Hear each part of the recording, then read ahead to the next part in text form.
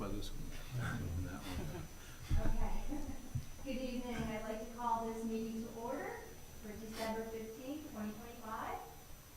We're going to begin with our organizational portion of the meeting. So I'd like to invite the family members to come up and join whoever. At first we're doing mayor, clearly.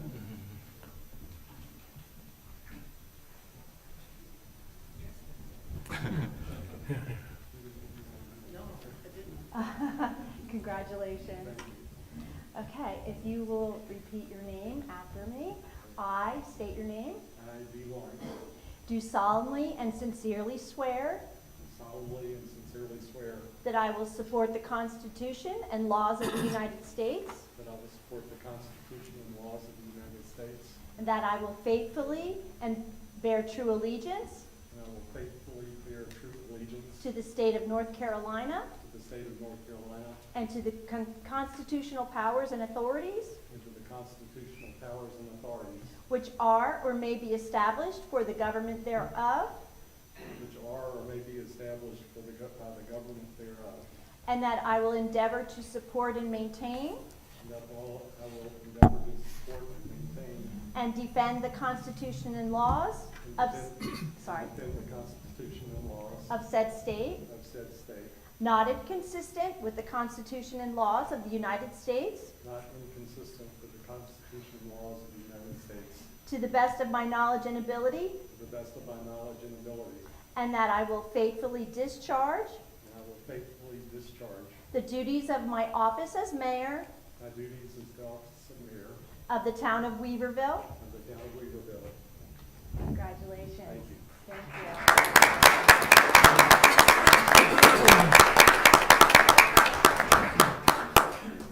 I'd like to call up Jennifer Young and Jennifer Young's son.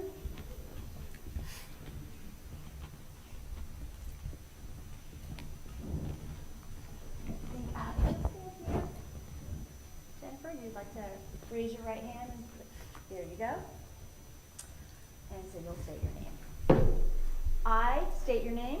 I, Jennifer Young, Do solemnly and sincerely swear do solemnly and sincerely swear that I will support the Constitution and laws of the United States, that I will support the Constitution and the laws of the United States, and that I will be faithful and bear true allegiance and that I will be faithful and bear true allegiance to the state of North Carolina to the state of North Carolina and to the constitutional powers and authorities and to the constitutional powers and authorities which are or may be established for the government thereof, which are or may be established by the government thereof, and that I will endeavor to support and maintain and that I will endeavor to support and maintain and defend the Constitution and laws of said state and defend the Constitution and laws of the state, not inconsistent with not inconsistent with the Constitution and laws of the United States, the Constitution and laws of the United States, to the best of my knowledge and ability, to the best of my knowledge and ability, and that I will faithfully discharge and that I will faithfully discharge the duties of my office as council member the duties of my office as council member of the town of Weaverville, so help me God. of the town of Weaverville, so help me God. Congratulations.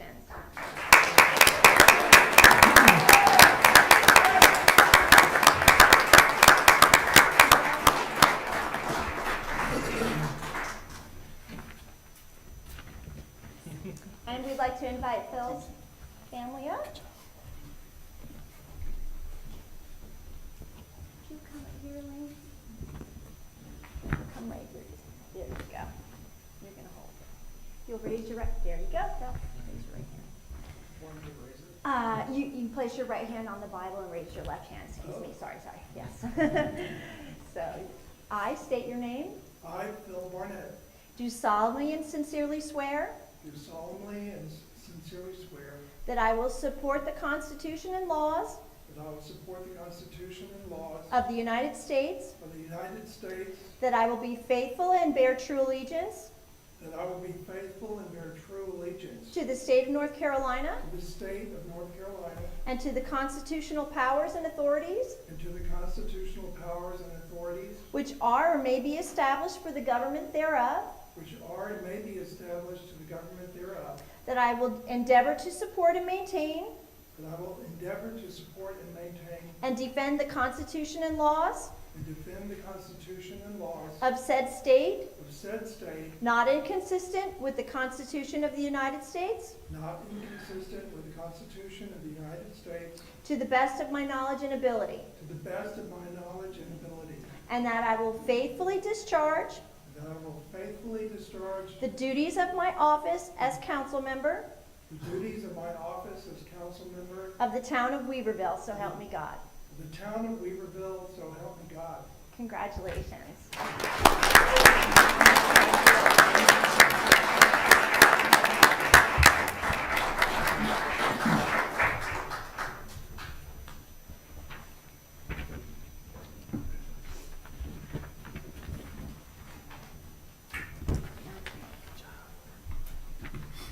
Thank you.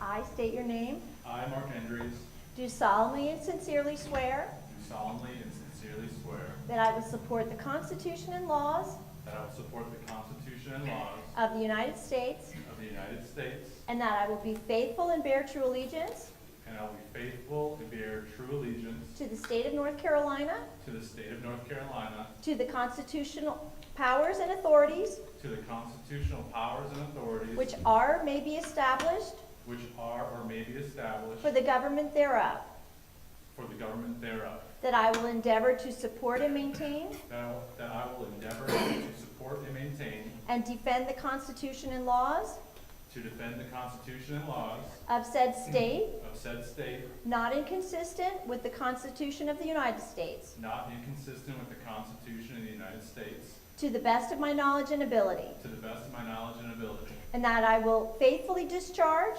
and that I will faithfully discharge the duties of my office as council member the duties of my office as council member of the town of Weaverville. of the town of Weaverville. Congratulations. Thank you. Thank you.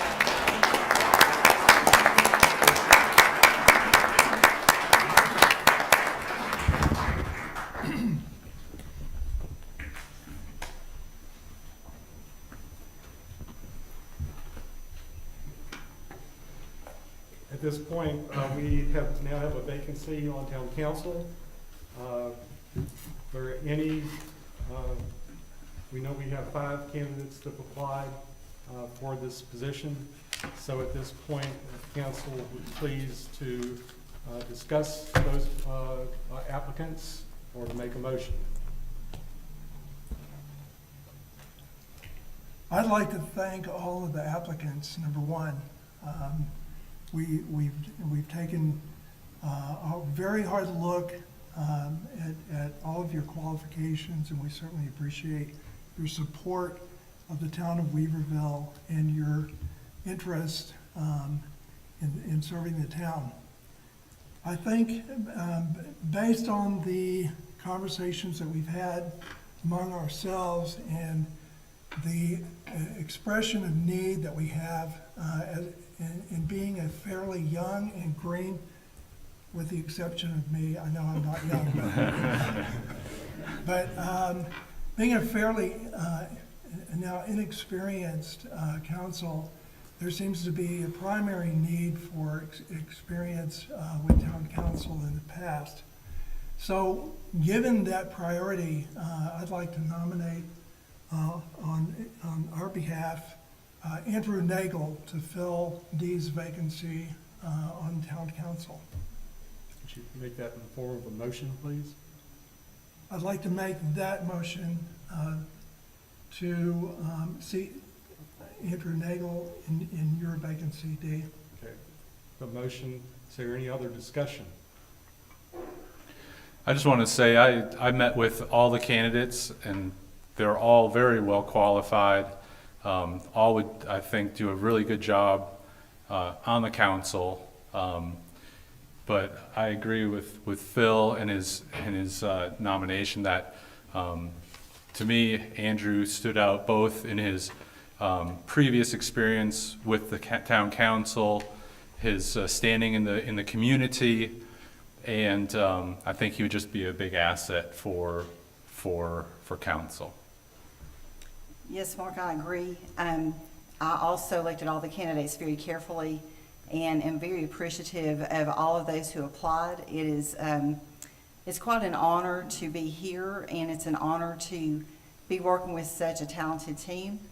I know that we have people here on the planning board that's applied. We have people on, different levels that's been a part of the town, and I'm very grateful for that. And if you were not selected for this position, it doesn't mean that we do not value you, because we do. But we are such an inexperienced council, and we have a new mayor and a relatively new town manager.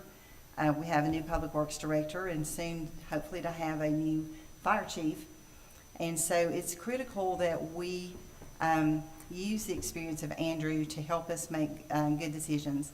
And so, again, I thank all of you for those who applied, and I also support Andrew. And I'd also like to thank everybody that applied, and appreciate all the hard work that's gone into this. Thank you. I also agree. I think Andrew would bring a wealth of experience in a time that we need it, and I would agree on this appointment. No further discussion. Care to vote on this motion? All in favor, say aye. Aye. All opposed? None appearing for opposed. Andrew Nagel will take a seat on the council.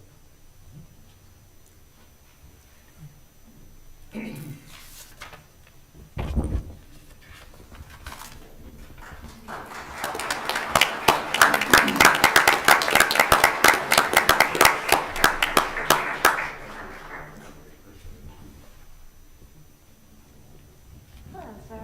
Congratulations. You're welcome. Yes, sir. Exactly correct. Left right hand on the Bible and raise your left. There you go. Thank you. I state your name. I, Andrew Nagel, Do solemnly and sincerely swear do solemnly and sincerely swear that I will support the Constitution and laws of the United States, that I will support the Constitution and the laws of the United States, that I will be faithful and bear true allegiance that I will be faithful and bear true allegiance to the state of North Carolina to the state of North Carolina and to the constitutional powers and authorities and to the constitutional powers and authorities which are or may be established for the government thereof, which are and may be established for the government thereof, that I will endeavor to support and maintain that I will endeavor to support and maintain and defend the Constitution and laws and defend the Constitution and laws of said state, of said state, not inconsistent with the Constitution and laws of the United States, not inconsistent with the laws and Constitution of the United States, to the best of my knowledge and ability, to the best of my knowledge and ability, and that I will faithfully discharge the duties and that I will faithfully discharge the duties of my office as council member of my office as council member to the town of Weaverville, so help me God. to the town of Weaverville, so help me God. Thank you. Thank you. Thank you.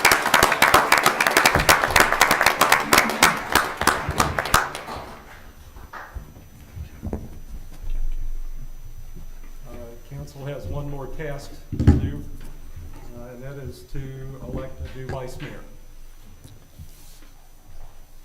So are there any motions to nominate someone for the vice mayor's position? Yes, I would like to nominate John Chase. John has already had experience as vice mayor. He has been very faithful to serve the town. I think he brings a lot of knowledge that can help all of us in this position and can support you well. And so I'd like to nominate John Chase. So I'll make a motion that we nominate John Chase as vice mayor. We have a motion. Is there any discussion? Seeing none, I call the question. All in favor of John Chase to continue as vice mayor, say aye. Aye. All opposed?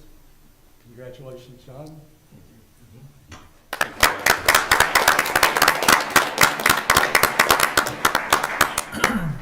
We'll call the meeting to order now. The first thing on the list here is the recognition of former Mayor Fitzsimmons. Is he present? Come on down.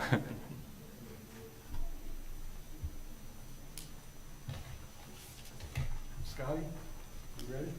Sure. I'd like to read this certificate before Scotty does his thing. He's got the big files over there.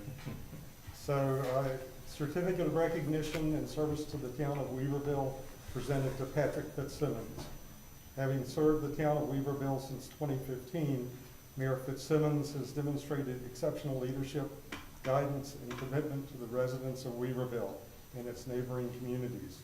Awarded the Charles H. Campbell Regional Leadership Award in 2025 by the Land of Sky Regional Council and serving as past chairman of the Land of Sky Board of Delegates. Mayor Fitzsimmons has exercised sound governance throughout his tenure and has exemplified civic responsibility and steadfast dedication to the town's well-being for future generations. Thank you.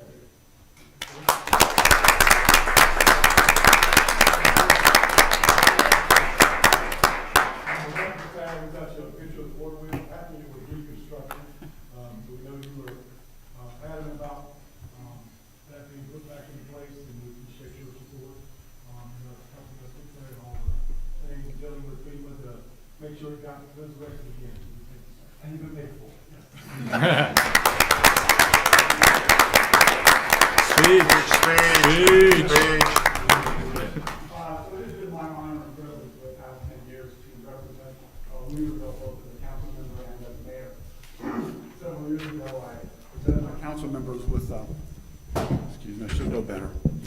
Several years ago, I presented all the council members with a little sticker that said, "We're part of the Get Stuff Done Club." Actually, that was a different word. But I will say that in the past few years, that's exactly what we've done in this council. We've got a lot of stuff done. A lot of things have been happening in the past few years. A lot of things will continue to happen. I feel very secure knowing that this group of people behind me are going to be leading us that way. And I also wanted to say thanks to all the outstanding staff persons that I've had the opportunity to work with over the past several years. You all are a great team. Thank you very much.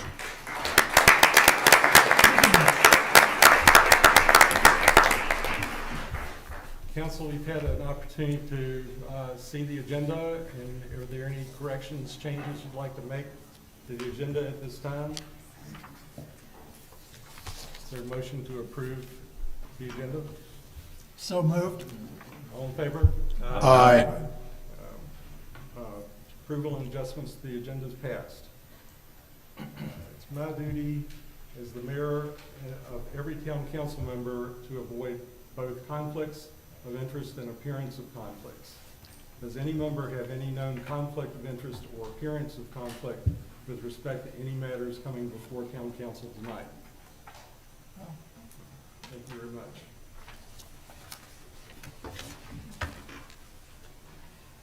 Mr. Harris, could you take us through the consent agenda, please? Yes, sir, Mr. Mayor, council members. On page 16, you have your November 17th, 2025 town council regular minutes.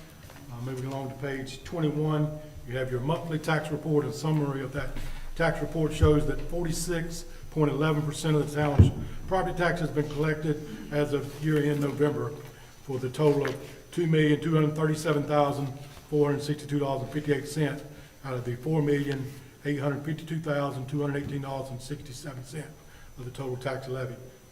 Moving along to page 27, you have a budget amendment. The fire department received grant funds of $50,000 in November of 25 from the Office of State Fire Marshal for a lean disaster recovery program. The funds must be spent on either storm-related or wildfire responses.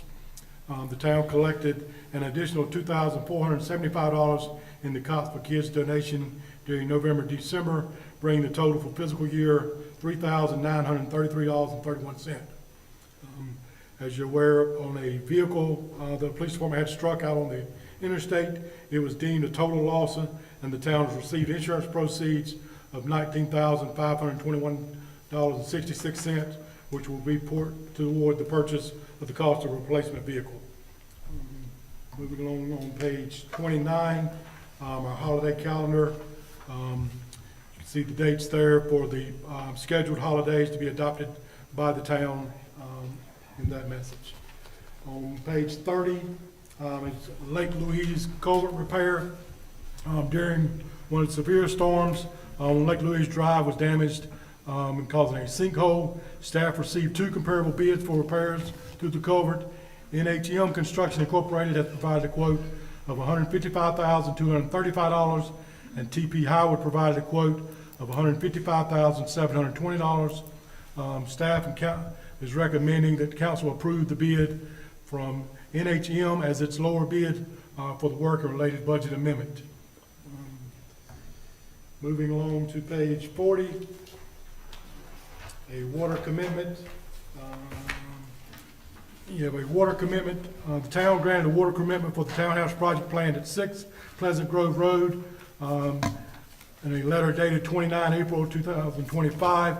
The developer is requesting an amendment to extend the project and the water request from 43 to 51 townhouse units. The Public Works Director has looked at the available capacity and believes that there is sufficient capacity for the additional units.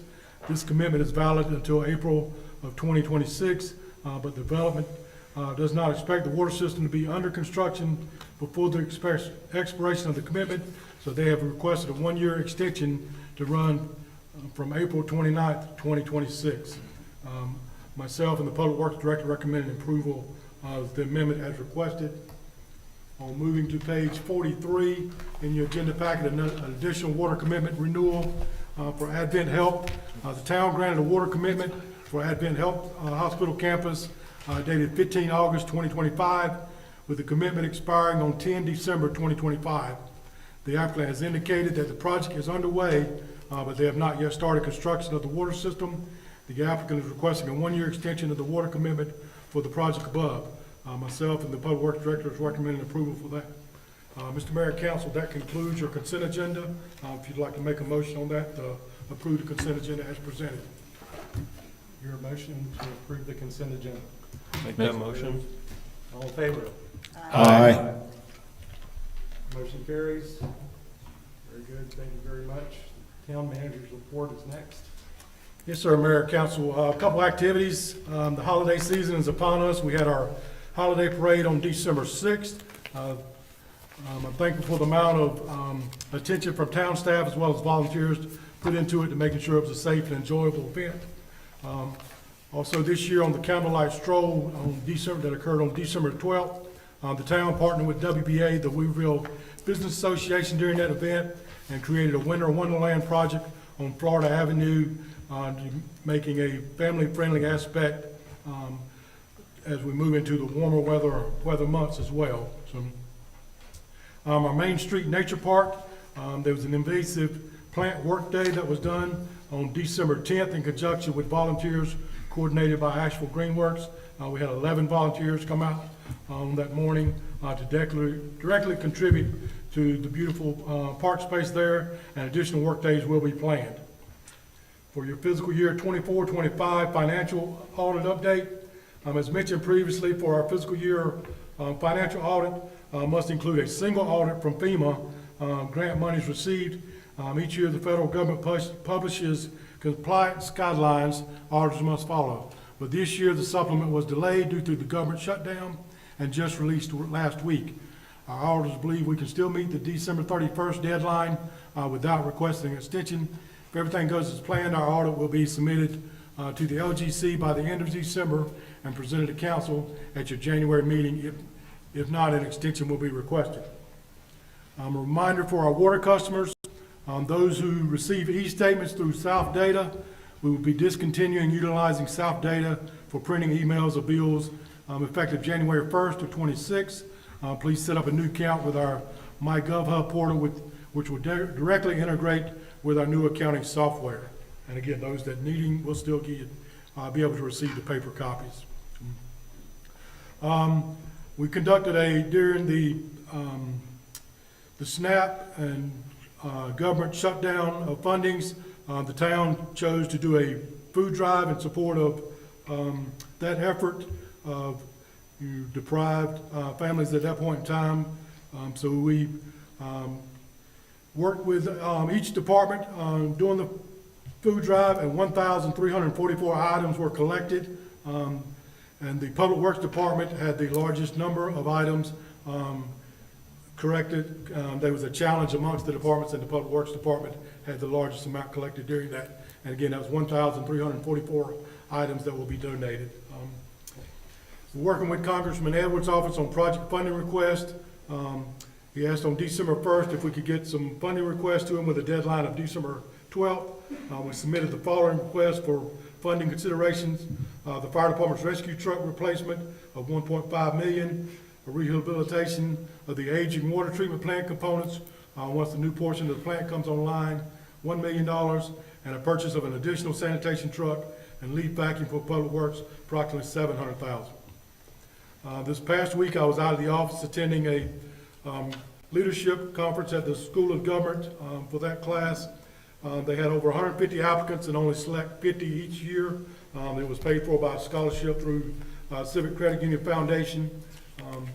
So I was very fortunate to be able to attend that. Some of the instructors, they had some practitioners, which were current county managers, but most of the practitioners were professors with the School of Government and UNC Chapel Hill who do their doctorate in leadership research.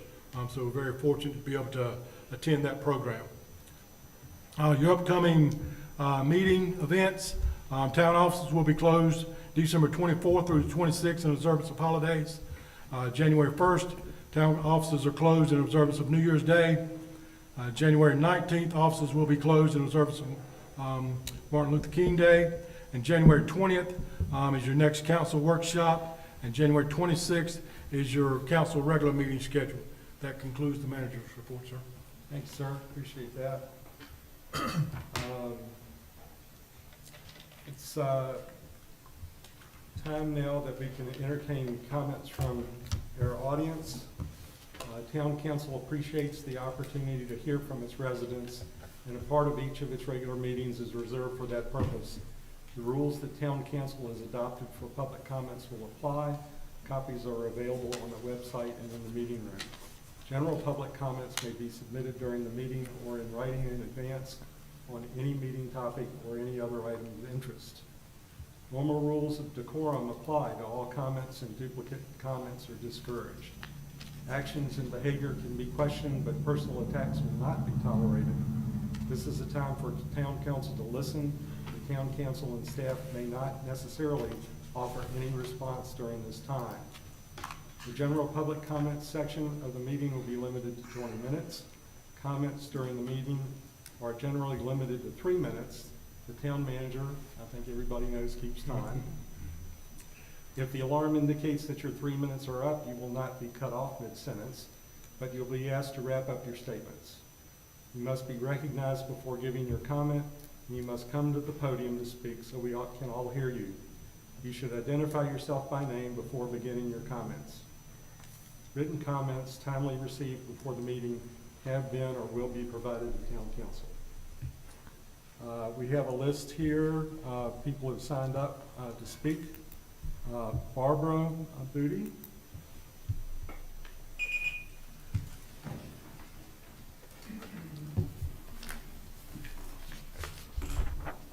I am here to talk about something that I've had to live through in the last 4.5 years.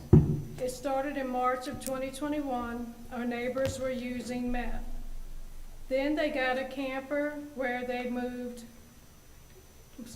Then they got a camper where they were growing marijuana plants and targeted teenagers, telling them since they are minors, they will not get in trouble for using and selling marijuana for them. So many teenagers would go over there after school, weekends, during the night, and then they started skipping school, going to my neighbors, where these neighbors would be in the driveway smoking weed with the teenagers.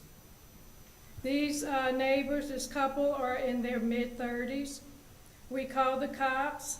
The neighbors harassed us. It got so bad, the harassment from the neighbors, because we called and reported it, that I got on TikTok to tell our story. And Neighborhood Wars on A&E, we filmed on November 19th, because it's so crazy. We've been told by deputies that the DA doesn't want cases related to marijuana. 2 to 3 years ago, a truck flipped by Walmart. The deputies told my husband this kid was under the influence, and he gave the cops my neighbor's address. One day when the kids were smoking marijuana in the driveway with this couple, a task force pulled in over there. They ran the kids off, and again, nothing happened to this couple. Once they knew they were being watched, they got a 15-year-old to sell the marijuana for them, that they actually moved into their home.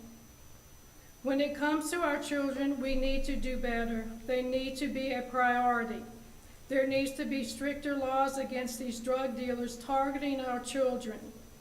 In 2022, CDC reported 30.7% of teenagers have used cannabis. The brain does not stop developing until the age of 25.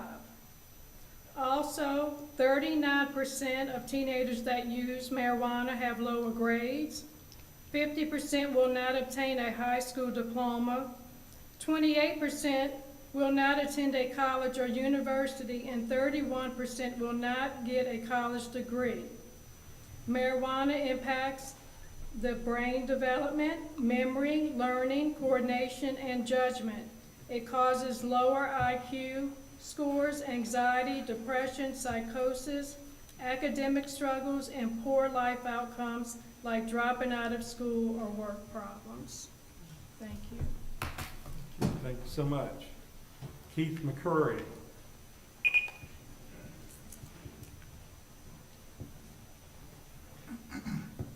The next three have allotted their time to me. That should be 12 minutes. Is that approvable? Which three, on the list? Pam McCurry, yes, they're on the list. Pam McCurry, Gordon Ball, and Gabriel Walker. They've allotted me their time.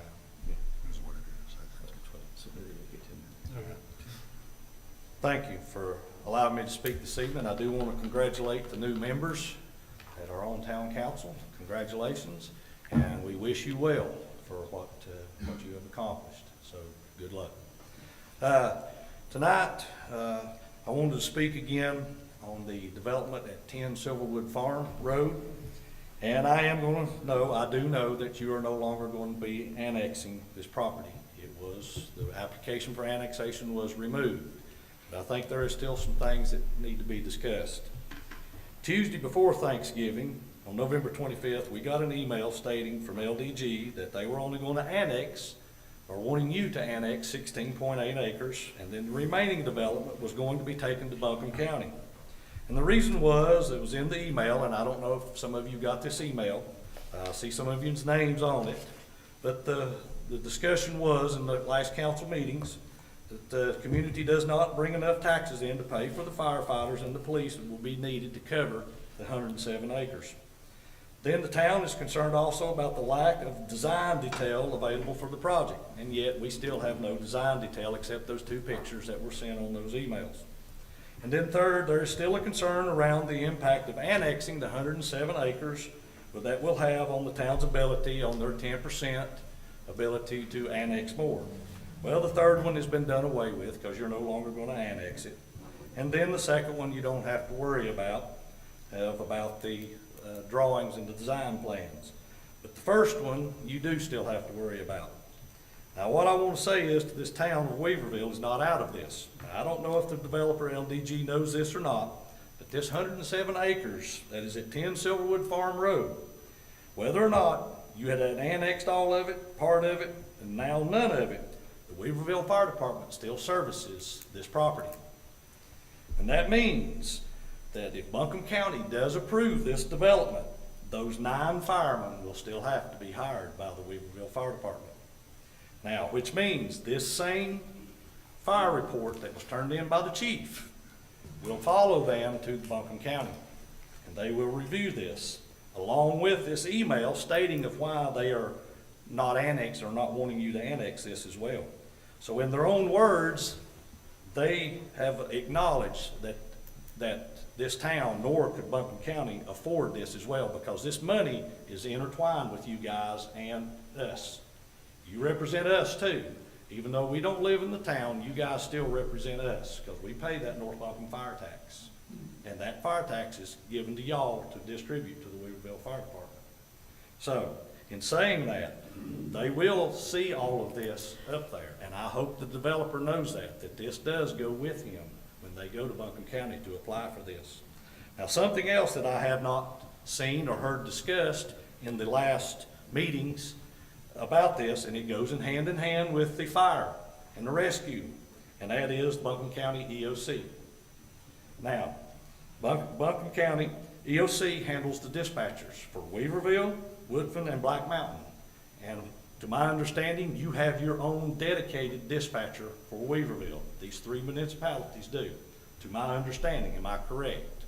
But in that, Weaverville is the fastest growing town in Buncombe County. Now, you're fixing to add on these other developments that's fixing to come online. And these dispatchers, what I want to ask, what is the call volume that is going to trigger the town of Weaverville of having 2 dispatchers per shift? Because that means you're going to have to add 3 dispatchers. That is 1 per shift. That's 3 shifts, 3 dispatchers. So I hope that you understand that, especially you new ones. You may have to add another dispatcher to this, or 3 more. And that money comes out. I know you pay a fee to Buncombe County EOS or EOC for those dispatchers, radio upkeep and whatnot. So that is not have been discussed previously.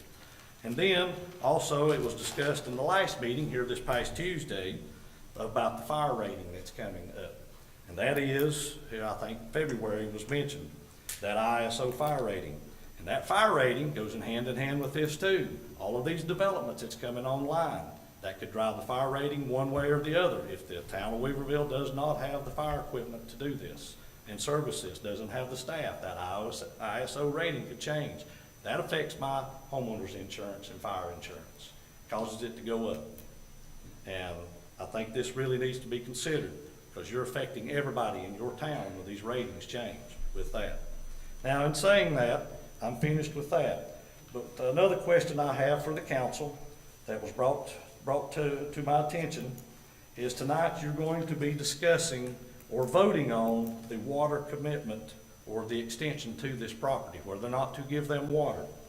Now, I printed this off the internet, which is your agenda packet, comes from you. And I wanted to read something. I want to make sure this is correct. So if you have this page 50 out, I wanted to read this. In the sentence, and I'm going to start down here about middle ways through the first paragraph. Their request indicated that a proposed development on the property listed above would consist of 17 multifamily apartment buildings, that is 24 units per building, 180 residential subdivision lots, and a commercial component. The requested domestic water service for the units totaling approximately 11,847 gallons per day. And then based on a review, it was determined that our water system has adequate capacity to serve the connection. Is that what that says on your paper? 11,847? Yes. All right, on page 51, this is their application. I would like to read what their application, and I want to verify this number. Down where it says capacity requested, maximum gallons per day is 118,470. Here is almost 107,000 gallon discrepancy between these two papers.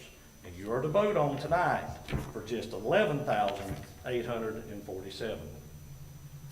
So which is I it? think it's a typo. What are you going to vote on tonight? There is 107,000 gallon discrepancy here. Now, in that discrepancy, whether it's a typo or not, doesn't matter. There's a discrepancy here. Now, that's 107,000 gallons per day discrepancy. That's 1 million gallons in a week. And that's 10 days. That's 40 million in a year discrepancy right there. So I think the town council needs to take a look at this before they vote this tonight and make sure these numbers are correct. Because you may be voting something here and then they're using more water and this could mess your numbers up right here. So I would like that review because you either got to table it or if they do, they only get 11,847, then they got to come back and reapply for the other 107,000 that they got to have for this. That is my time. I yield all back. That's all I had for tonight. I thank you for your time and good luck to the new council members. Thank you. Thank you.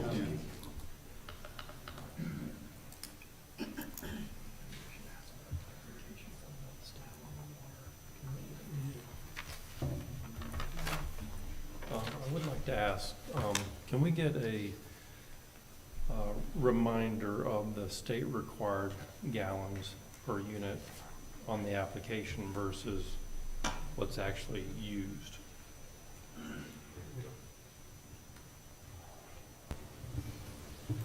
The state required is 400. 400. Is it on? It's on. I think I know the number. It's 400. It's 400. Yeah. Versus 125. Yeah.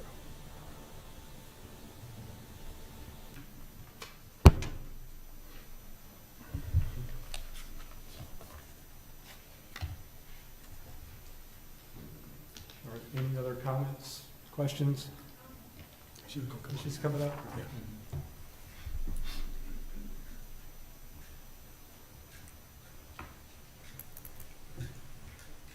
Can you hear me a little better Yes. now? Thank you. It's 400 gallons per day. That is the state number, and there is a typo, and the agenda packet had went out before we could recall it. We were aware that there is a typo, and the gentleman that spoke is correct. The maximum amount of usage per the engineer's calculations, they used that state figure, and they calculated that they would use a maximum of 118,470 gallons per day. And when these water applications are submitted, we request that the applicants, when they do their calculations, these calculations are, if every single thing in the system was turned on all at once, the state has a number. And I'm not sure exactly how they arrived at determining that number, because the number that we use is a lot less. We divide by 4 for like residential uses. That's a realistic number when we calculate our capacity, but it is the maximum amount of water that you could possibly use. It really, I don't want to say it's an unrealistic number, but it is. You're not gonna just turn every little thing on and use it all at once. But I use these numbers, and I put that number in my description when we get to talk about the water commitment for transparency. Does that answer your question? Yes, great. Thank you for Thanks, Nathan. clarifying that. Yes, ma'am. Thank you. Are there any other comments about that? Well, that is kind of the end of the public comments, so we can have discussion items that we've got here on the agenda. The first one is the ABC Board. Mr. Chasen?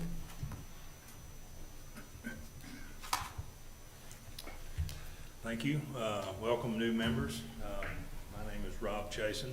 I am the chairman of the ABC Board here in Weaverville. Just a little bit of background on the store itself.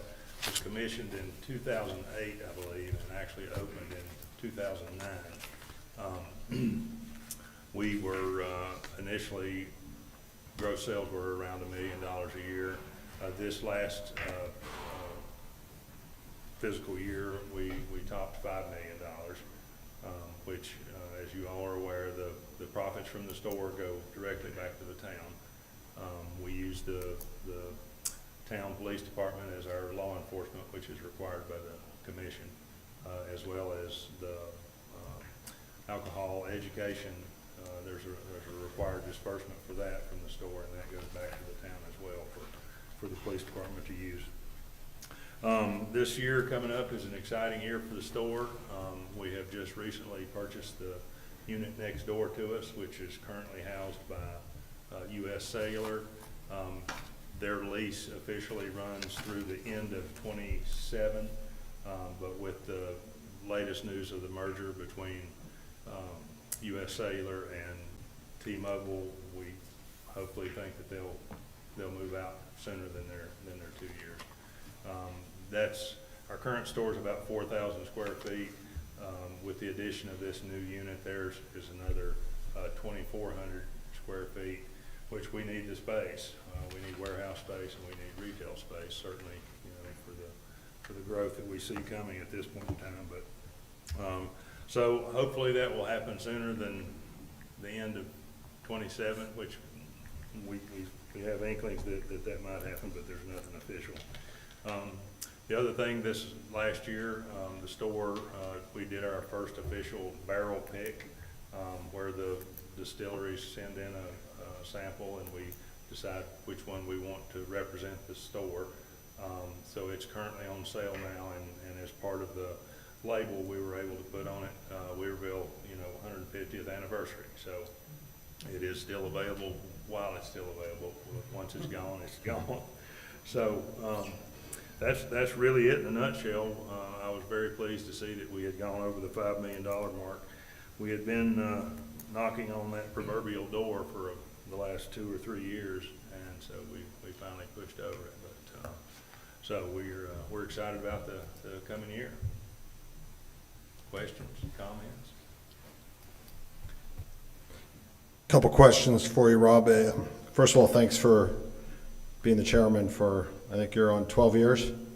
I think so. Yeah, thanks for all you do. So you mentioned, and I may be behind the 8 ball because I just got up here, you bought the unit next door. Did we pay cash or did we finance that? We financed that, sir. What interest rate did we pay? Don't know off the top of my Okay. head. And so do we currently own it, and are we getting the money from US Cellular for the Yes. lease? Yes, Okay, and is that lease, do you think, more than the mortgage payment? it is not. Okay. Then you got assets exceeding liabilities by over $500,000, which is wonderful. You may not know this, but not trying to put you on the spot. Do you know what the assets are and what the liabilities are? Not on the top of my head. All right, no problem. And just double checking, your fiscal year is the same as the town, right? That's correct, All right, thank you, Rob. certainly. I had a question about I guess the bourbon that you labeled with the town of Weaverville. Yes, sir. Is that a fundraiser or is it just, It is something that a lot of stores will do. You have it's something that you get to pick. It is still regulated through the commission. They set the price and what we purchase it for, and they set the price where we get to sell it for, so. all right, But it's another item that, when somebody comes in and sees that here you've got something with the name Weaverville on it, and it's Asheville does, I don't know, they do several a year, but this was our first one. Any other questions, comments? Very good. Thank you very much. Thank you so much. Thank you. We're going to circle back to the water commitment extension request in Silverwood. So,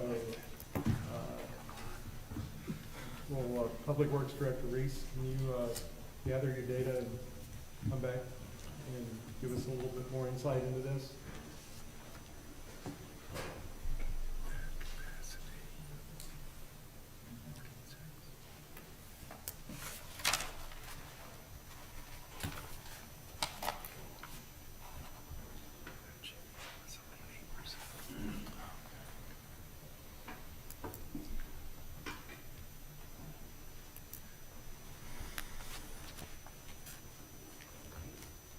Thank you, Council.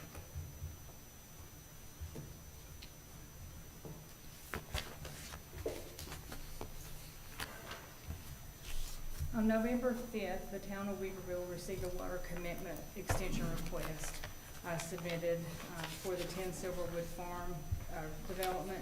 That's also known as Bluemont, just if you see that word in there, Bluemont project. Their request indicated a proposed development of the property listed. It consists of 17 multifamily apartment buildings. They estimate 24 units per building, 180 residential subdivision lots, and a commercial component.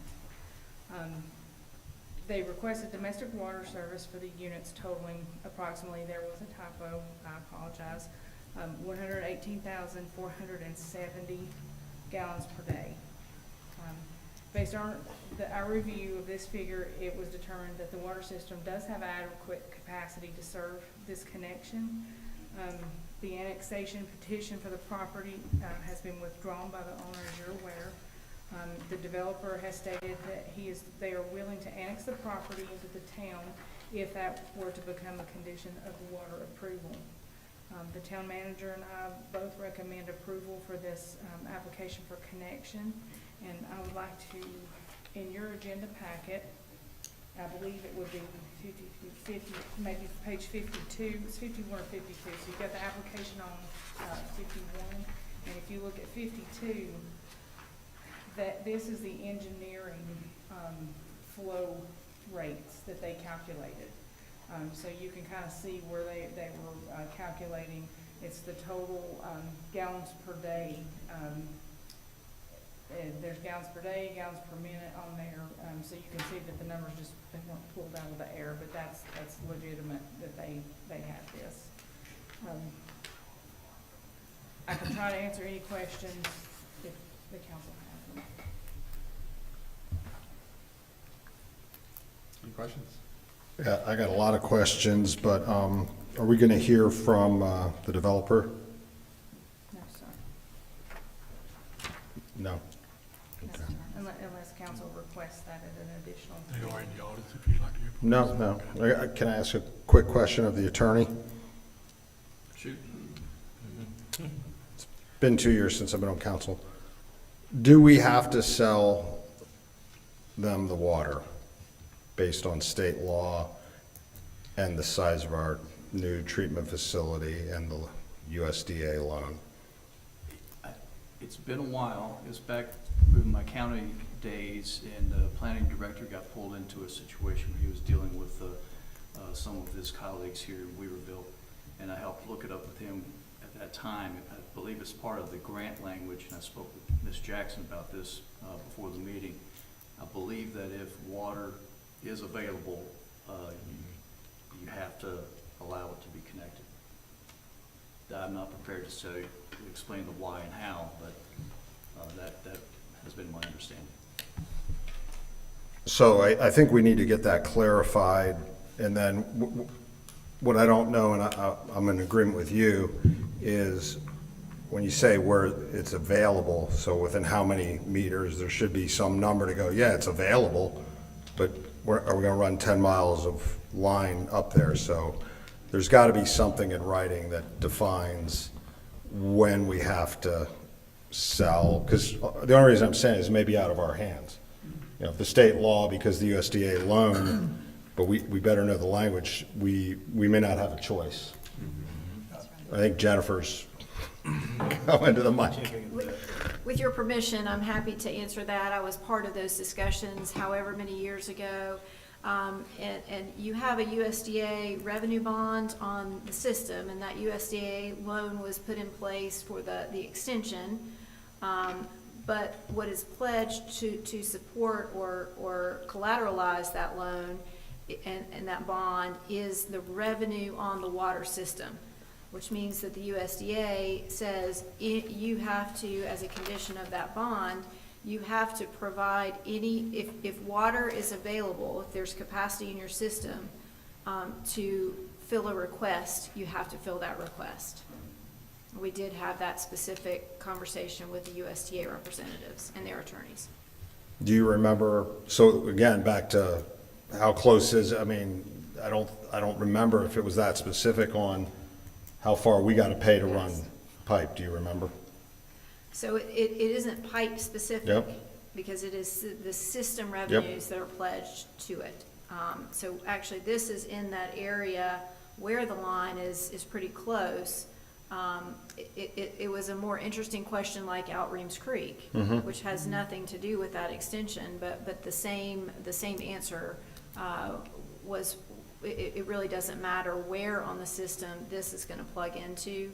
It's the system revenues that are pledged, and so any extension of the water system must be made. Any request must be approved if there's capacity in your system, and that's the numbers, the analysis that Ms. Reese's department does for you. Right, so we have, I'm looking at your last page, Ms. Reese, which we'll get to, I guess, at the end. It's like 1,283 units on pending, the very last page of the agenda packet. I don't have a calculator on me. So pending, construction, pending, permitting. Are you in the report? I'm just, sir? yeah, her report on the very last page. Water commitments, your last page of the whole thing. It's like 1,200 units that are already in construction, Pledged. permitted or pending. So the first 10. So it's about 1,200-ish. So we already got that in the queue. Those are done and I believe approved. Yes, sir, you're referring to on the, I apologize, this is tiny, on the left side where it says construction, permitting and. Yep, Yes, sir. the first 10. Those are already accounted for. Yep, and that's about, if you do the math in your head, it's, I think, about 1,200. So Yes, we've got 387 gallons per day already committed, total outstanding commitments. So if this is approved plus that, what percent, and you may not know this, what percent does that put us at our capacity? Yes, sir, that's a very good question. I poured over this for days. So if you look at the very bottom, there's a couple of figures down there, and it says one of them is 55.80%. Yep. That is our estimated demand on our system. Those are the realistic numbers I was telling you about that staff have used for years. You take the state number and divide it by 4. And that is our realistic capacity demand on the system with these projects in place. Right, which is why you're saying we have enough water, because we know we have enough water. If this is approved, yes, sir. I'll stop talking. My only opinion is, I don't think we can vote on it until we get clear, I believe Jennifer, but I'm not an attorney, and she's not our attorney anymore, so, I think we better know what the state law is to a T, or what that loan, what the federal law is then. If we have to sell it, then it's not up to us. So I appreciate Mr. McCurry's comments, and I'm in support of not selling him the water, but it may not be up to me. So my concern is when we have these forecasted developments coming and the forecasted water request that's coming, when those things hit online and they're actually receiving the water from us, are we going to then have our water treatment plant finished so that we can supply this, or is it at that capacity now? We have discussed this week, Randall and I, and some other staff about that, because when the projects come online, that does become an issue for demand. However, we base these numbers off today's capacity, not future, not that 3 million gallons. That is separate and apart from what we assess today. So anything we approve, the council approves as water commitments is based on the current capacity of the current treatment plant, not future. But it will have an impact. Anything does if you have developments coming online really, really quick. It is a consideration. And I have a question. What do we think the commercial business development is going to do to this demand?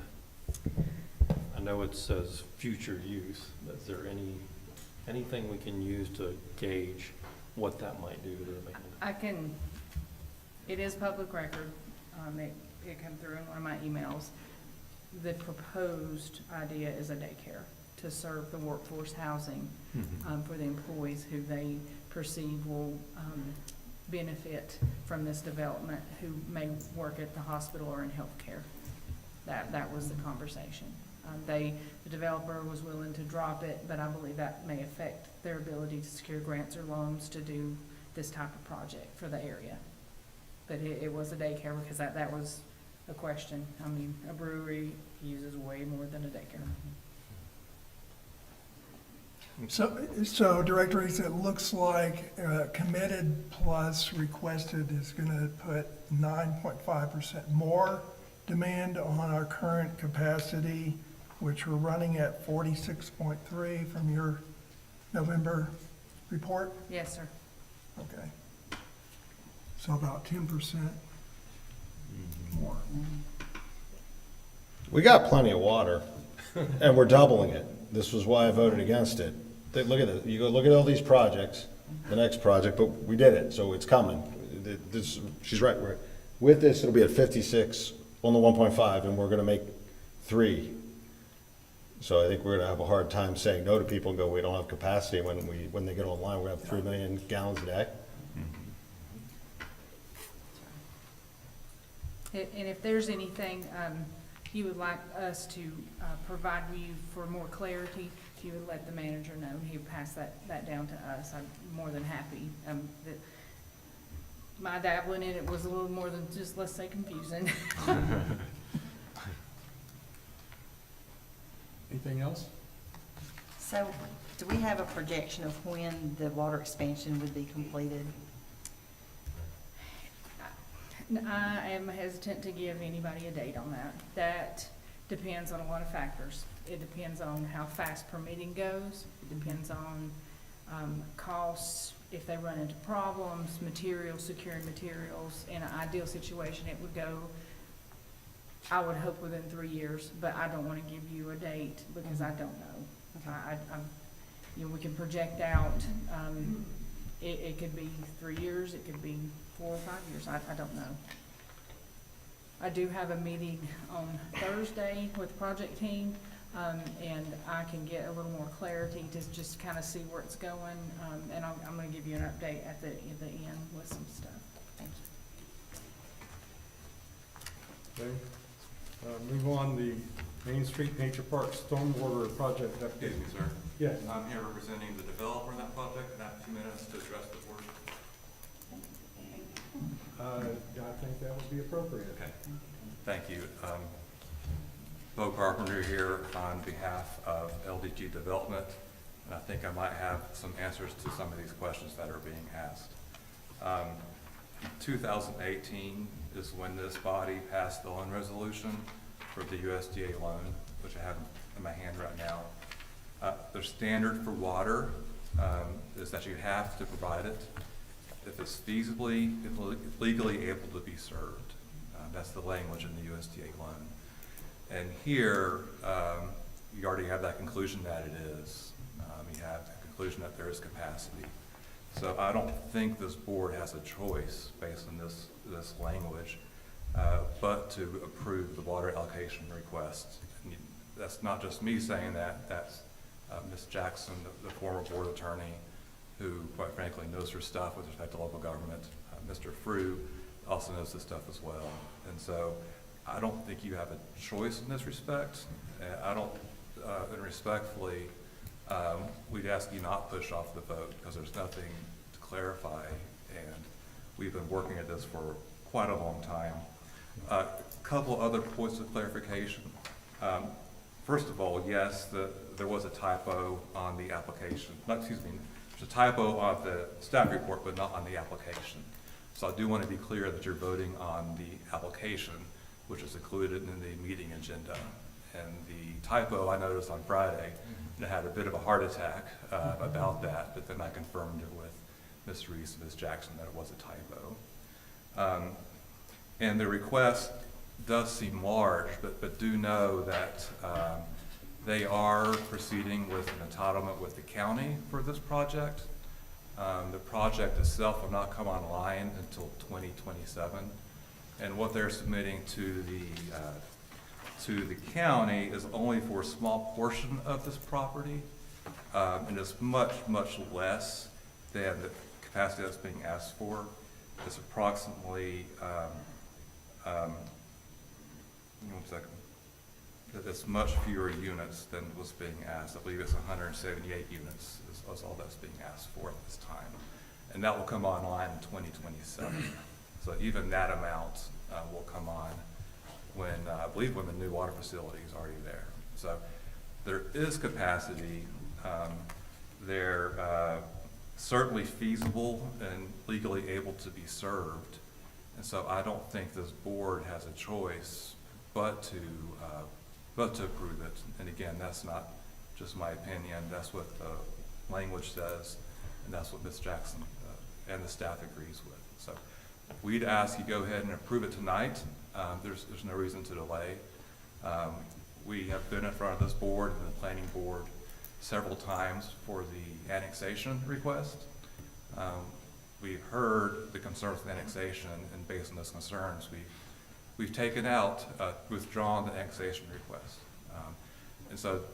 And this is a reminder that this is an affordable housing project, which I understand that's not something that the board wants to pay for as part of annexation, but it's something this board can support by providing the water to this planned project. And so I don't need to tell this board of the need for affordable housing in this area. And this is water that you're selling, and I believe since it's not part of the town, you'd be able to charge a higher rate for this water.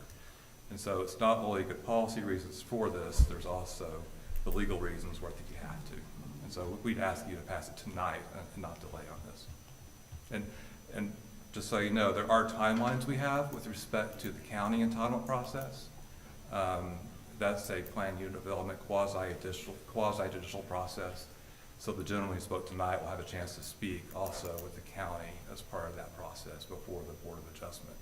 So we do have certain deadlines we have to meet there, and this water allocation is crucial to getting that development off the ground with the county. So again, we ask you not to delay today's vote and vote on it for policy reasons and for legal reasons. Mayor, can I ask him a quick question? Maybe I misheard you. Did you say this council doesn't want to support low-income housing for tax purposes? Or did I mishear you? No. We had a board meeting in November in which we were here on the annexation request to set up for a public hearing. And the board raised a number of concerns. Paramount among those was tax revenue. And if they were annexed into the town, affordable housing was annexed to the town, that would not be taxable income going into the town. So the Monticello project behind Walmart is low income, and we approved that. And so I don't know what board you're talking about. You're talking about the council? Yes. The previous council. So the previous council said they didn't want to support low-income housing on tax because of no tax revenue. I missed that meeting. We're not going to get tax revenue on the hospital either. The town's fine for money. I don't know why anybody would have told you that.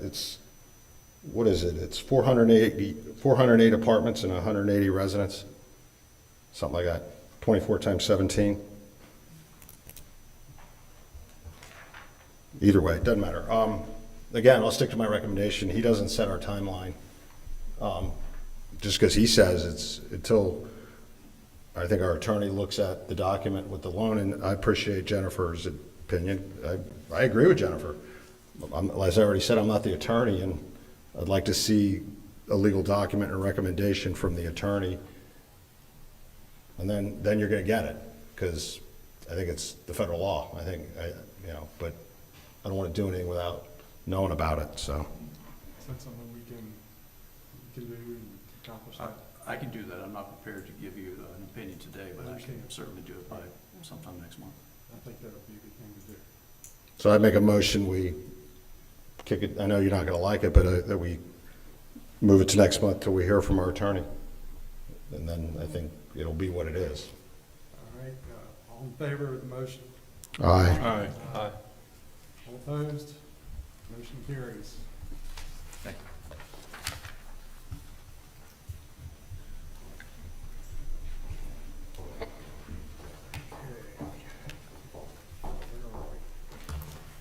Good evening.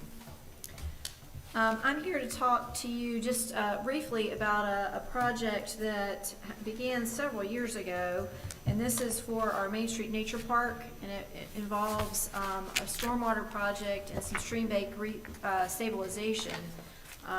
And there's a concept plan that is shown in your packet that previous iterations of town council were pretty excited about. That would essentially really improve the functionality of the two stormwater ponds that essentially flow from the parking lot, the clock parking lot, and then the parking lot behind Town Hall back into the nature park and filters the stormwater. This kind of was highlighted with Helene, the real need to make sure that we've got good stormwater management in all of our areas, including back behind this building. So we were able to get some grant funds beginning about a year ago with a grant application to the Division of Water Resources. That grant was about $180,000. And then most recently, we were able to let you know that we got another $35,000 from the Pigeon River Fund, with possibilities for more funding in future cycles. And so we're trying to put the funding package together with the goal. Land to Sky Regional Council's goal is to have this as funded with grant funds as much as possible. So we're getting there. But what's on tonight's agenda is the design contracts with Blue Earth for their engineering and stormwater design, and then Osgood Landscape Architects, OLA, for their landscape design and surveying, and then also the Land to Sky Regional Council Grant Administration Grant Services Agreement. So those are the three agreements that we need to go ahead and get approval on, so we can start spending that $35,000 towards the design of this. So, any questions?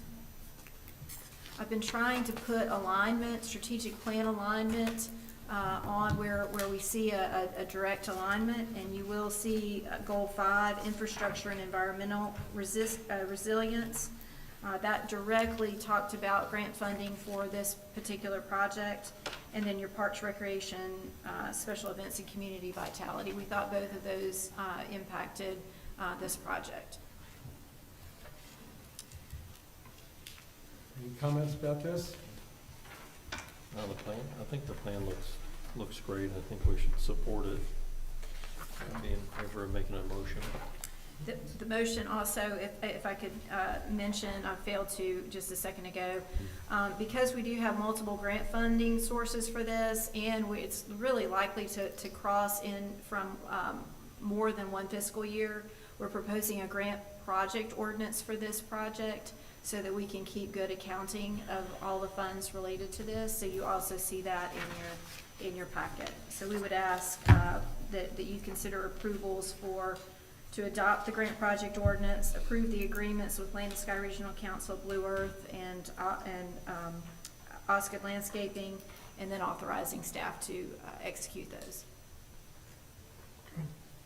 All right, I would make that motion.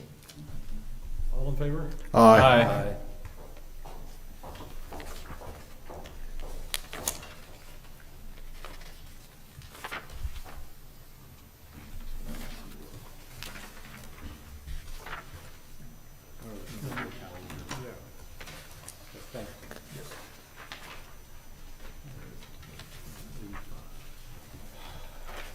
Okay, for those of you who are looking at page 85 is where we're headed.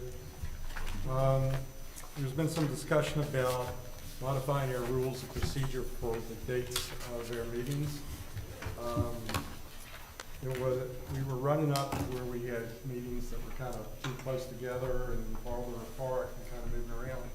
So we're trying to come up with like having a 2-week between meetings so that we can work. If we have to do work between meetings to get ready for the next meeting, we can do that. So that's what this is kind of aimed at. Jennifer can explain it better than I can, but it seems like, to me, it makes sense because lots of times things fall through the cracks. And if we have a little bit of wiggle room in that time frame, it will make sense, make it a little bit easier for us to get our hands around some of this stuff. So, And I believe a similar schedule with the 2 weeks in between was a previous iteration, if I remember correctly. right. So that's going to require the changes to the Rule 9 of the Rules of Procedure. So, Jennifer, is that something your department would be working with?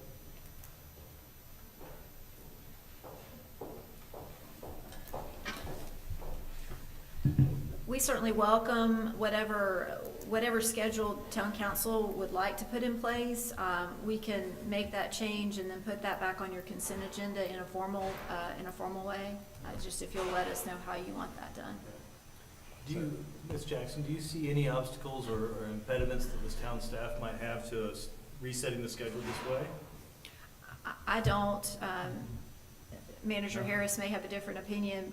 I'll tell you, it probably helps us a bit just to have it separated. Especially really all I with need the to know. agenda, trying to review the agenda and put it together. I mean, like, for example, last week you had a meeting, then turn around and have another meeting this week, so it does gives us time to prepare the agenda packet and go over it with the mayor prior to releasing the agenda. So, Well, then it certainly would be better. Okay. yes, sir. Quick, can I ask a, Yeah, one comment I have is, the workshop is on a Tuesday, the regular meeting's on a Monday. Would it be helpful or to align the days to be like Monday for the workshop, Monday for the regular meeting? Just to, I mean, I think it would help. Yeah, I think it'd be better in my, yeah. me too. So what I'm hearing is a consensus to move your workshop meeting to the second Monday. Keep your regular meeting on the fourth Monday. And with that, and if that's the, I think if we can have a consensus tonight, what we can do is we can go ahead and publish your calendar and then bring back that rule amendment at your meeting in January. Sounds good. I think that's. Quick one, I still got a question for you. Rule 9A, I'm not familiar with Rule 9A. Where does the 3-minute timer come into place? That's probably in the appendix to your rules of procedure. There's an appendix that is your rules of public comment. Just something to think about for the mayor and the rest, whether 3 minutes, I mean, we don't have that many people talk, right? So we're not in a hurry to get out of here. I don't know that where 3 minutes came from. It's been that way since when I was on council. I'd rather see it be more than 3 minutes because I don't think it'll be abused. So that just maybe think about that. Just my opinion. More time for the people to. I think we should move forward with changing. Pontificate. Okay, and then we can certainly circle back to that if you wish. Yeah. Very good, thank you. Okay, boards and committees, it's gonna be that time where we have to look at what the town council assignments or anybody else that wants to look at what happens in the committees. So, I know we've had some discussion about this and some people raised their hands. How does council feel about going about figuring out who should be made liaison to these committees? Should we have an application process like we did for town council? Or just raise our hand. Or just Yeah. nominate, yeah, discussion. There are lots of committees, and actually, Jennifer, I did talk to Doug Dirt about MSD, and he's a go for that.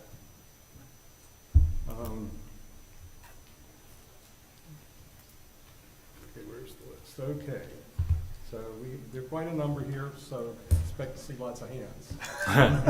Mr. Mayor, before you start, I don't see any listing here of anything about the hospital coming.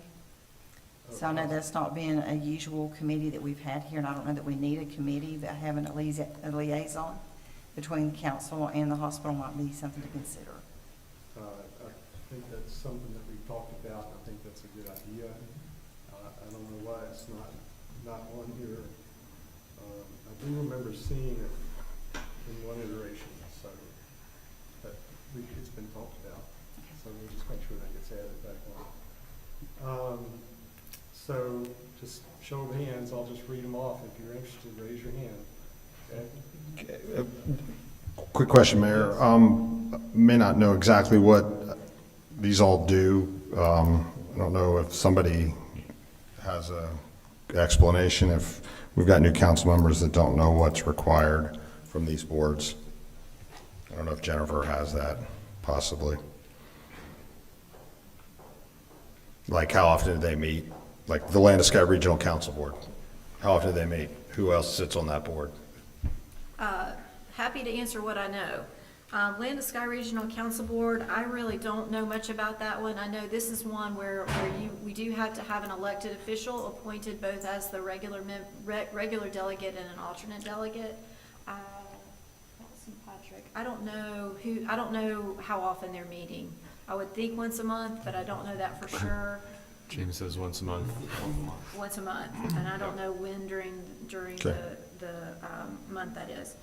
French Broad River MPO, once a month. Do you know which date?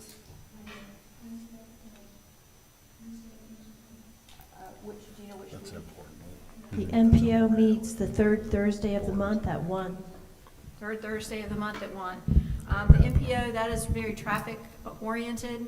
Land of Sky, let's back up. Land of Sky Regional Council, that is a council of government. It operates as a governmental entity. The whole state is divided into these councils of government, and it's multiple counties within each council of government, and it's a great resource. And it is, you have legal representation on their board. French Broad River MPO, which is Metropolitan Planning Organization, that is mostly transportation oriented, pretty far reaching as far as projects are concerned, dealing mostly with DOT related projects. Again, we do need a town council representative for that one. Catherine Cordell most recently served in that one. Mr. Chase, did you serve on that before? I did for my first year, and there are lots of acronyms. Yes. It can be a little dry at first, but by the end of the year, I was kind of really into it. And, Sounds like you want to be back on it. But I'm not volunteering. Sorry, Tamara? Generally, the Land of Sky, their meetings are the first Wednesday of the month, according to their notices, and they do hold them remote. You can either attend in person or remotely. And I know the MPO board would have a remote option as well. I'm not sure if they still do. I think Catherine said that Yeah, they do. I think they do. Mm-hmm. Fortunately, my work schedule doesn't allow me at Thursday at 1, but, yes, you know. So the MSD board, this is your Metropolitan Sewage District Board. As you probably know, all of the public sewer within the county is administered through this county Metropolitan Sewage District. And so we do have a representative that you have appointed, town council has appointed. Doug Dirth is currently serving in as your representative on that board. And he is asked, I think about quarterly, to come present to you a report on what they're working on. Your planning board, again, this is a town council appointed board. This is the only legally required board that you are not allowed to sit on. And the reason for that is that the statutes would like that to be truly an independent thinking body. It's 5 regular members and 2 alternate members. And that was full until the municipal election. We now have 2 vacancies that we will need to appoint. So the mayor will be working on those with the board chair. Those appointments do come to you. Mayor recommended, town council appointed. Board of Adjustment is another legally required board. That is what I will say is your quasi-judicial board, where they're doing hearings to determine rights, whether it's a variance request or an administrative appeal. That's a pretty, I would say it's not overly active. They don't meet very regularly. Peter has served on this. They don't meet very regularly, but when they do, it's a pretty intense process. And so that's a board, again, five regular members, 2 alternates. There is one alternate vacancy right now. ABC board is town council appointed, plus you get to appoint their chair every year. That's a 3-member board that does the work to administer the ABC system, which we have just one store. Tree board, I'm looking at Tamara, I'm not sure how many members. No, how many total? Not, so they've got 9. Some portion of those can be, the majority of those have to be town residents. There's a few of those that can be outside of town residency, and it sounds like there's one. They meet monthly, the first Wednesday of the month, and 1 vacancy there. Patriotic Committee, Councilmember Doug Jackson has been the liaison for that committee for a very long time. It's primarily what we'll say is manager appointed, but it kind of just has its own, they just do their own thing. But I do think that having a town council liaison on that board would be particularly meaningful. The Weaverville Economic Development Advisory Committee, this had, I think, originally started as a town council appointed board, but that it grew in such popularity that we're now just saying it's open, essentially open appointment. I think if you are interested in that and want to attend, they're going to allow you to attend those meetings. It's acting more like a citizen engagement committee than a town council appointed, formally appointed committee. And I know that Mr. Barnett has certainly served on that one in some capacity from the very, very beginning of its sort of reinvigoration. Active Weaverville Steering Committee, I actually had a couple of folks in my office last week, including Jeff McKenna. That is a manager-appointed committee as well. I do think it would be a good idea for a town council liaison to be appointed to that. It started as a steering committee for the Active Weaverville Bike Ped Plan. But I really think where they're thinking at this point, they're thinking of it more broadly, Active Weaverville more broadly than just the plan itself. And it may be that the Recreation Advisory Committee that is not very active, hasn't been active in several years. It may be that those two concepts kind of merge into one Active Weaverville committee that is, again, broader than just the projects that are listed on the bike ped plan. WBA, it is obviously the Weaverville Business Association. They're obviously very active in our community, and I think that while it hasn't been it's sort of a formal town council liaison appointed to their board or to go to their meetings, I think that has been done in the past. And so if you wanted to appoint somebody formally to that, I think that would be certainly welcome. And then to Ms. Young's idea, we don't have a hospital or AdventHealth committee, but I like the idea of the liaison. Just to reiterate something with that, the mayor and I are going to be speaking at the public hearing tomorrow at AV Tech on behalf of AdventHealth. So you've got in your notes the 2 we really need to take care of tonight are Land to Sky and the MPO. Yes, sir. Did that answer your questions? Thank you. So, anyone that's particularly interested in Land of Sky? Mark, Jennifer?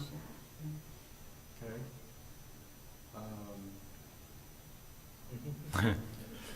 I'm also interested in the French Broad MPO, so if that makes if others are interested in that, but like if Jennifer wanted to do Land of Sky, I could do MPO.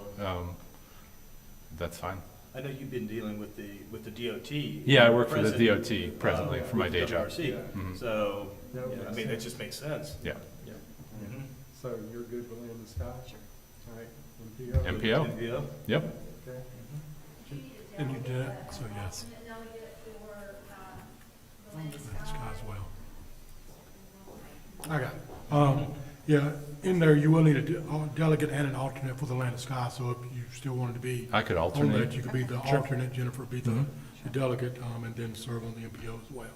But again, Mr. Mayor, Council, it's entirely your decision, but we do need an alternate and a delegate for the Land of Sky. So, yeah, I think that what I heard was Jennifer's Land of Sky and your MPO, and he's gonna be the backup alternate for Land of Sky.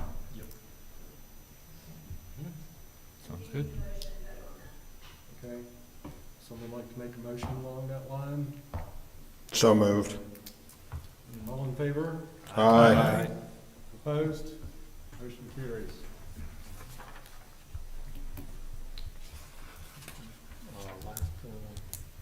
Last but not least, Public Works. I think we have a question. We have a question? Sorry. Yes. Mayor, I was just going to make a footnote comment concerning both WEDAC, Active Weaverville, and WBA. Okay. Currently, those three committees are all overlapping, fourth Tuesday of the month at the WEDAC meeting.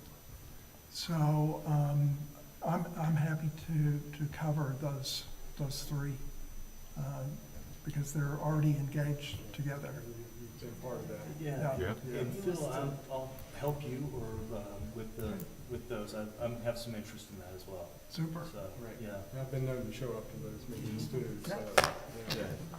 We can tag team if we need to. Okay, super. Great. Also, just before we move to the next one, I want to just ask Dee, if you wouldn't mind, on the planning board appointment, which I know is coming up, but if we can get the list of applicants, I don't think we actually have all of the applicants. And I think some of the applications have not been received by the head of the planning board. I'd like to make sure that every applicant has the opportunity to come before this council, Yes. Okay. We'll reach out to the planning board and make sure we get that underway. Thank you. Do we need a motion for the three that Phil mentioned, or are we good?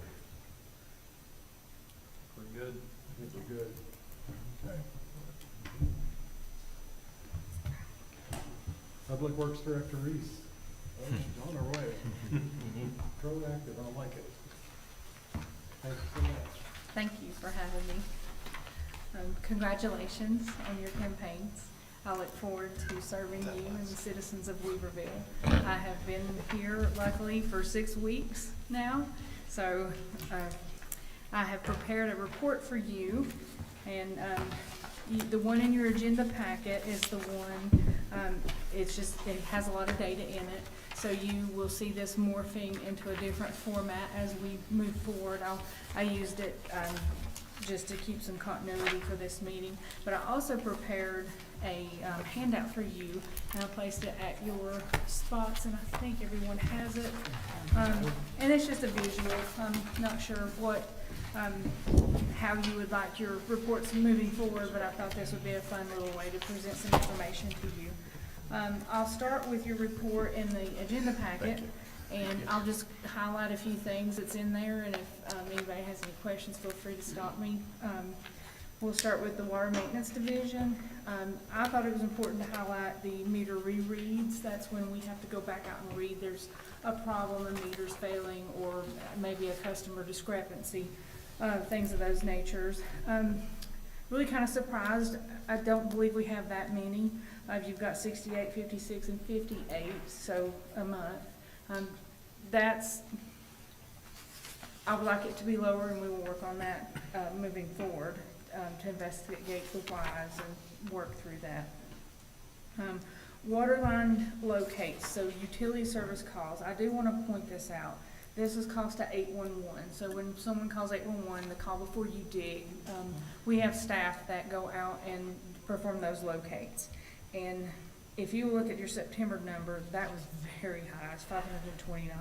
Now it's down for October, November. I guess building is dropping off and people are, moving in for the winter. But that's a number to watch.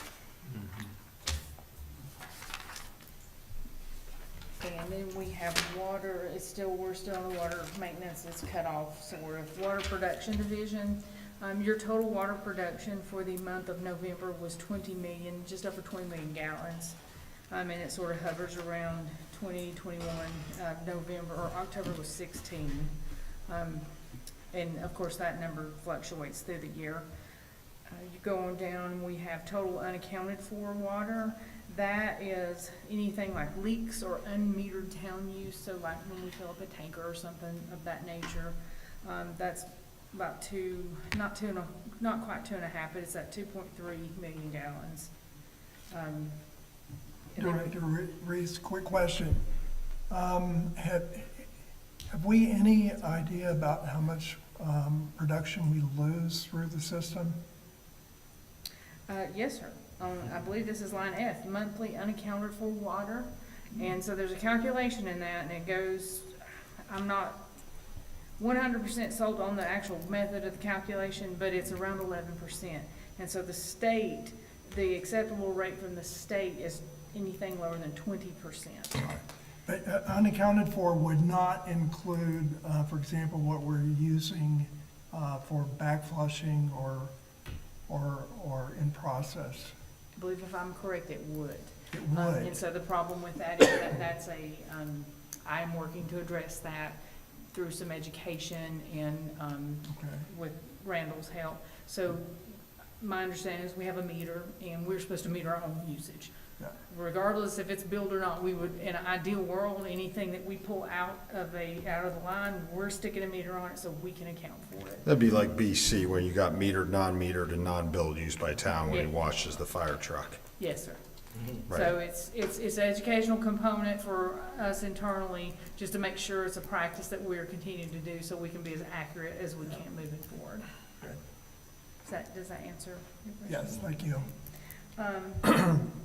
We are at, as we talked earlier, about 56% capacity for our projected water demand.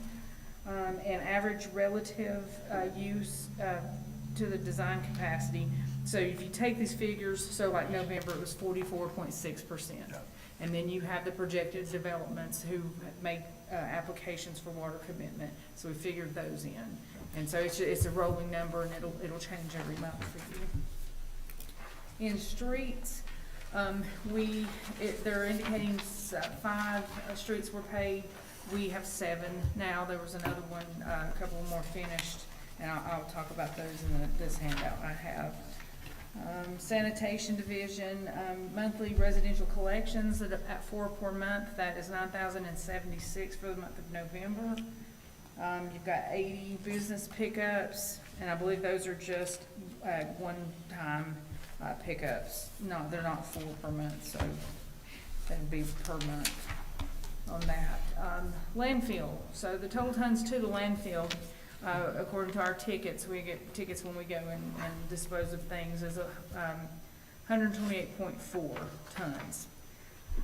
And our average pounds per collection, I guess we do the math and back this back out, it'd be 26 pounds per point per week. So average person's putting 26 pounds of garbage out per week. Let's see here, we've got leaf collection. So that is a large project at the end of the fall, as y'all are aware. We will be continuing that through the end of December. The superintendent advised that they will continue that into January if there is still a need, and then it'll end. They had 714 cubic yards in November, and it may be more in December. I'm not sure. So when we get those figures, we'll have that. If you look at your handout, we have some accomplishments, and I would like to recognize our water treatment plant. They were the recipients of the Area-Wide Optimization Program, the AWOP Award. And we'll talk about that in just a second. So we've got 2025 paving. It's at 95% completed. We have water system inspections that's been completed, and our SCADA upgrade is underway. So for projects this quarter, we'll talk about Stony Knob and water treatment expansion, the chlorine conversion. a little bit about the nature park and the water wheel. And our challenges would be staffing and logistics, growth, equipment, events and projects. And I tried to tie this report in on our accomplishments page, on the next page, page 2, to your strategic plan goals that was adopted in October. So goal number 5 is in infrastructure and environmental resilience. The Division of Water Resources Public Water Supply Section awarded the facilities, our wastewater treatment plant. It's a North Carolina area-wide optimization program award, the AWOP award. And that is part of a state effort to enhance performance of existing surface water treatment facilities. And for 2024, the state recognized only 20 in the whole state. So this is it's a big deal. I'm proud of it. I'm extremely proud of it that they got it through Helene. As you know, the Helene was devastating to our region and many water systems. So that took out. So kudos to Randall and his leadership at the water plant, and then on our other side for our water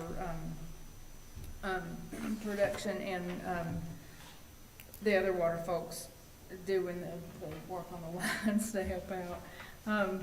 Let's see here, I lost my place. 20 years. And so this award, I believe Randall got it. We've got this award for 10 consecutive years or more. That's awesome. And I'm not sure how many extra more, because he's trying to not make eye contact. 16? 16. See, 16. Great. So goal number 2, the next one satisfies goal number 1 and 2. So sustainable growth and emergency preparedness. This is your SCADA, and this SCADA stands for, you'll hear about this, Supervisory Control and Data Acquisition. So everybody's just going to call it SCADA. It's a fancy computer, monitors all kinds of things at the water system, gallons, everything. You can detect leaks. It's really amazing software. So they're upgrading that from some old antiquated software, and that's taken place. I think Randall got the computers in. They were shipped in this last week, and so they've set the dates to come out and install those. Goal number 5, again, this is the 2025 paving. I'm going to have to put this on here. It's nearly completed. They've done 7 streets, and they've got, I think, 2 left with the council's approval tonight. We'll talk about this on your Lakeshore Drive. So that was an addition that we added to that. And goal 8, the ABCCM Community Food Drive. Public Works won the townwide food drive challenge. Yes. We produced over 700 of those items. We were so proud of that. I'm proud of the staff for doing that. Challenges on page 3. In the 4th quarter, I've talked about things like your strategic plan. Staffing the organization is a challenge, and so they brought me on like 6 weeks ago. So that's a challenge for anybody to go through a new director, getting used to my leadership style and me getting used to how my team works. That's going to take a little while to learn and develop our skills together as we move forward. Infrastructure management for growth. The town is experiencing, as you know, significant development, including the new hospital, which will bring increased demands on existing infrastructure, water, stormwater, roads, and staffing. Commitment to teamwork and proper staffing will be critical to our success moving forward. Operational changes and the public works communication. I put this in here because I thought it's of note. You may see something about it in the coming months. The department purchased a sanitation truck. That sanitation truck has spent more time in the shop this year, since they bought it this year, than it has on the road. And so that impacts operations. We are currently working with the vendor and the manufacturer for a solution, a real solution. Asking them for a new truck, a replacement. So they have it right now at their shop with engineers looking at all kinds of things. And I will give you an update when we know more about this. So our staff they're using the older garbage trucks and carrying services forward. So you're probably unaware, the public's unaware, but they work very hard. Event support and logistics, again, public works crews, they're involved in several events, Art in the Autumn, holiday parade and the candlelight stroll, and that required Main Street closures and logistics support, like trash pickup and parking coordination. I will say that anything I have asked this staff to do is without complaint, 100%. You have a very hard-working public works department and water treatment. It has been very refreshing to see that and to see the work ethic of my staff, and I look forward to continue to lead them and to develop them. Projects we have going on, just some of note, there's many. Stony Knob, that is about 50% complete.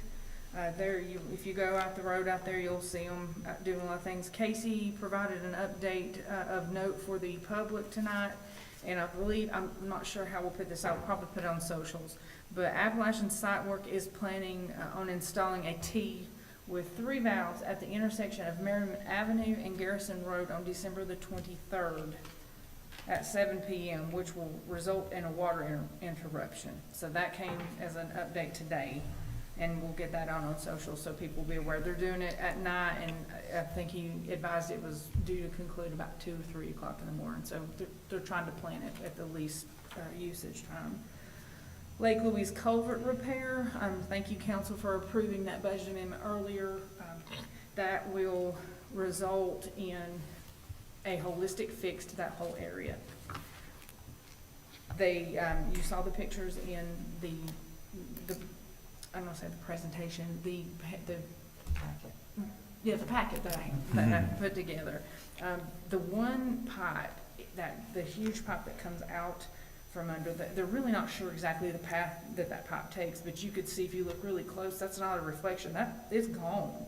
And it's dangerous if there were kids or anything to get out there, but the condition of that pipe at the lake is probably representative of the condition of the pipe moving up the rest. And so the engineers both, I think one was an engineer, both of the bidders in their expertise advised that it was better to move forward with that project because they both told us we would get a sinkhole.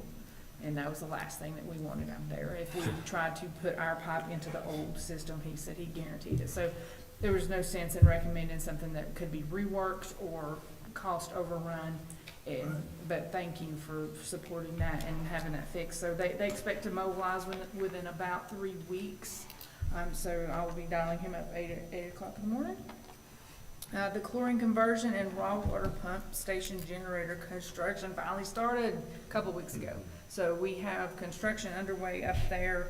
You'll see one picture in your leaflet here. That's the parking lot. So if you're in the parking lot and you're looking up toward the big water bays, those tanks are on the left, and those little lines that you see in there, they're supposed to be a manhole there. But that's what you're looking at. We have the water wheel. So last but not least is our lovely water wheel. We had plumbers come out and install last week. They finally arrived to put some plumbing in, and that is, to my understanding, it works in a way, it puts the water on the wheel, so the wheel will turn. So now we're gonna wait on Duke Energy to come out and set a pole to put power to it so the whole thing can actually work. So as soon as Duke Power comes, hopefully we'll have the wheel functional again, and that little area will be good to go. In my experience with Duke Power, it's hit or miss. They could come tomorrow or they could come in a month. It is the holidays. It depends on storms, whether their people get mobilized or not. But I thought those were some important things to highlight and show that the department's been working on. Again, if you have anything particular you are interested in seeing from us, please let the manager know. He'll pass that on to me. Yes. I just have a follow-up question about the guys, the pump and the connection that broke At the lake. Oh, yeah. For the pump, yes, okay, so I almost put that on there.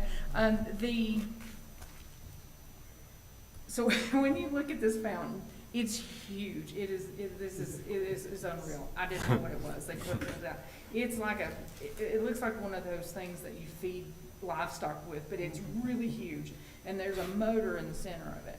And so in that motor, there is this, it's PVC basically, and it's like it screws into it. That's the part that keeps breaking. They're not 100% sure why, but I had contacted that company, and you know, they're not cheap. They're like $900 and something, and I said, this is broke again. Is there anything you can honor on warranty? They did.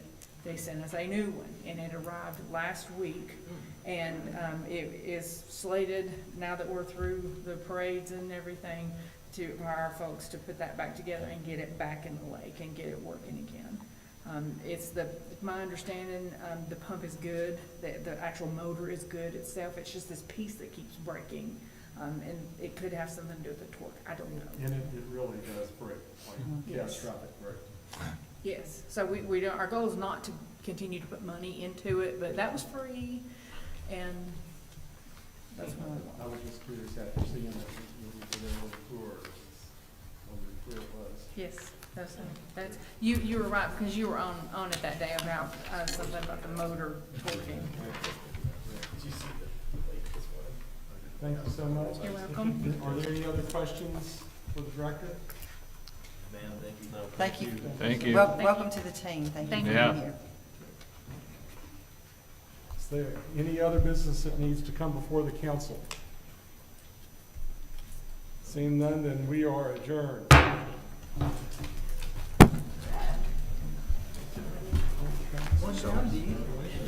Good job. He's up there. 48 more. Right. Yeah.